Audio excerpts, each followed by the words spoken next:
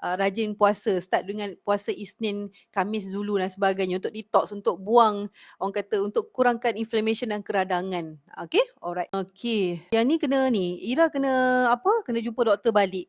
Usually di Faston ni dia akan menstabilkan, orang kata, you punya progesterone, bukan menyebabkan pendarahan. So dia punya efek yang dicetuskan tu agak macam tak match. Sepatutnya you makan Duphaston, sepatutnya lebih kurang pendarahan sepatutnya. Bila tak makan tu berdarah. So bincang dengan doktor anda balik lah. Sepatutnya you makan Duphaston, dia dia kena stopkan pendarahan. Macam tu. Okay, tapi alhamdulillah lah dah stop pendarahan, tak ada masalah. Okay.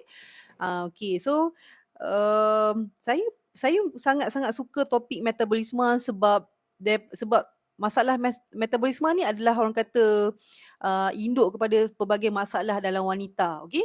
So kita tengok kan, kadang-kadang dulu waktu kita belasan tahun, 20 tahun, kita slim saja. Tapi masuk je 30, 40-an, badan macam kena pump.